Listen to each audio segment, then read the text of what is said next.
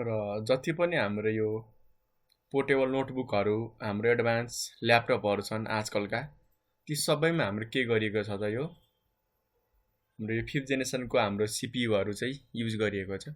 CPU भन्दा पनि हाम्रोलाई चाहिँ यूएलएसआई भनेर भनिन्छ। यसमा पनि हाम्रो माइक्रो प्रोसेसर नै हुन्छ है, जुन हामीले अगाडि पढेको थियौं 4th जेनेरेसनमा।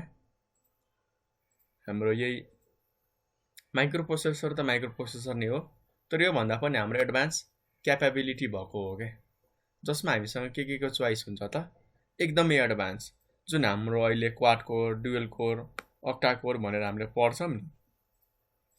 तिमीहरूले मोबाइलको कुरा नगरौँ, कम्प्युटर वा ल्यापटपको कुरा अहिले मात्र गरौँ, जसमा हाम्रो dual core, quad core, octa core राखिएको हुन्छ नि। त्यो सबै हाम्रो के हुन् त 5th जेनेरेसन अफ कम्प्युटर हुन् के।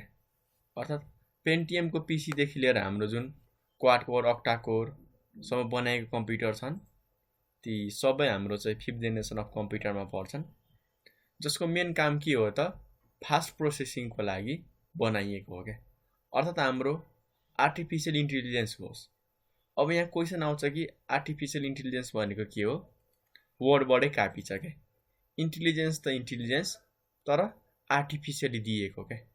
किनकि हामीले कम्प्युटरमा पढेका छौं कम्प्युटर हाम्रो डम डिभाइस हो के।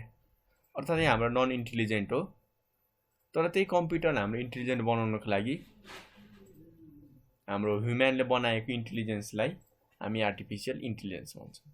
त्यसको मद्दतले चाहिँ हाम्रो यो कम्प्युटरलाई इन्टेलिजेन्ट बनाइरहेका छन्।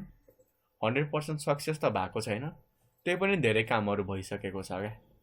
र त्यस्तो हाम्रो पावरफुल प्रोसेसिङको लागि चाहिँ 5th जेनेरेसन कम्प्युटर चाहिँ युज भएको छ। एक्जाम्पलमा लेख्न सक्नुहुन्छ है। र 5th जेनेरेसन कम्प्युटरदेखि चाहिँ हाम्रो साइजको कुराहरू आउँदैन है, किनकि यो भन्दा अगाडि मात्र थियो कि साइज घटाउनु पर्छ हैन, प्रोसेसिङ बढाउनु पर्छ। तर हाम्रो आजकल 5th जेनेरेसनमा के भइसकेको छ भन्दाखेरि साइज हामीले जत्रो पनि बनाउन सक्छौं, वा सानो हामीले घटाउन पनि सक्छौं के। कुनै पनि साइजमा हाम्रो लिमिट रहेन। सँगसँगै प्रोसेसिङ हामीले बढाउन पनि सक्छौं, घटाउन पनि सक्छौं। पुरै कस्टमाइज गर्न मिल्ने के, आफ्नो इच्छा अनुसार। अब मोबाइल हेर्नु, कम्प्युटर हेर्नु, भेराइटीको बनाएका छन् के। अर्थात् अब हामीसँग त्यस्तो लिमिट छैन कि यति नै हुनुपर्छ भनेर। आफ्नो इच्छा अनुसार साइज र प्रोसेसिङ हामीले घटाउन र बढाउन सक्छौं। तर एडभान्टेज अब हामी थोरै जानौँ है। हाम्रो यो 5th जेनेरेसन कम्प्युटरलाई चाहिँ रिलायबल र फास्ट काम गर्ने कम्प्युटर मानिएको छ।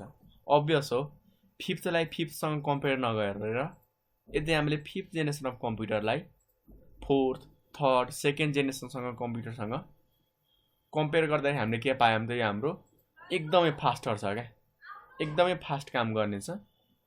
र मैले भनिसकेको छु कि हामी चाहिँ यसको डिफ्रेन्ट साइजहरुमा एभेलेबल हुन सक्छौं।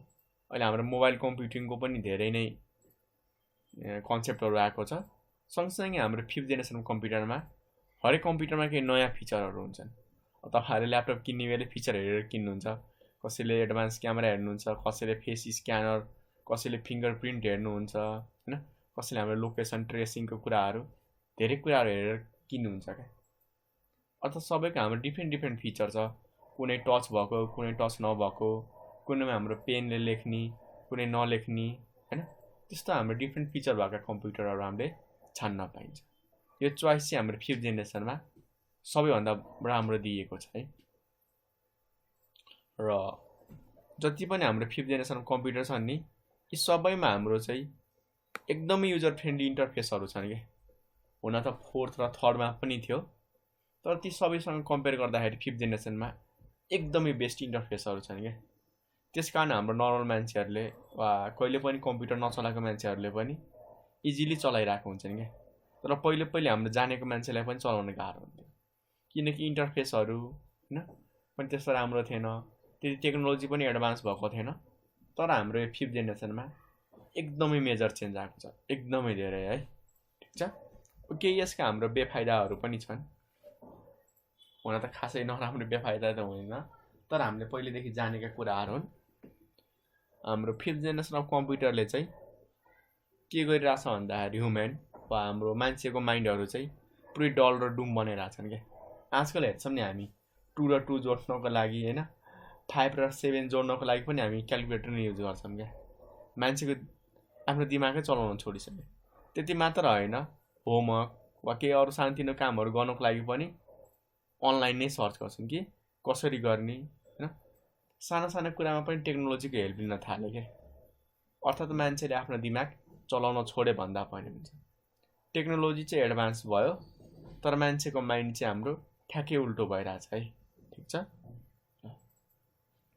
र यो अहिले लो लेभल ल्याङ्ग्वेजका कुराहरु नहेर्नु होला तपाईहरुलाई यो गाह्रो हुन सक्छ र यसमा केही त्यस्तो गाह्रो मान्नुपर्ने कुरा छैन सिम्पली यति बुझ्नु न कि हाम्रो यो 5th जेनेरेसन अफ कम्प्युटरमा चाहिँ नेचुरल ल्याङ्ग्वेजहरुमा हामीले कामहरु गरिरा हुन्छौं अर्थात हामी हेर्छौं नि बोलेर पनि कम्प्युटरलाई मोबाइलहरुले यो काम गर भनेर भन्न सक्छौं गुगलले दिएको छ माइक्रोसफ्टको कोर्टाना छ हैन हो यस्ता कुराहरु हाम्रो के हुन्छ त सबै नेचुरल ल्याङ्ग्वेजमा भएको छ के हो जसले गर्दाखेरि हाम्रो यो नेचुरल लेभल ल्याङ्ग्वेजलाई चाहिँ मेसिनले बुझ्ने भाषामा कन्भर्ट गर्नुपर्ने हुन्छ के हो त्यो कन्भर्ट गर्दाखेरि हामीलाई एकदमै लो लेभल ल्याङ्ग्वेजहरुको जरुरी पर्छ के त्यो बुझ्न चाहिँ हामीलाई एकदम जरुरी छ ल यति भन्दै मैले आजको लागि चाहिँ बिदा मागे है तपाईहरुलाई कुनै पनि पाठमा केही पनि कन्फ्युजन लागेको छ भनेदेखि प्लिज सोध्नु होला है मैले चाहिँ यति भन्दै बिदा मागे हस्त धन्यवाद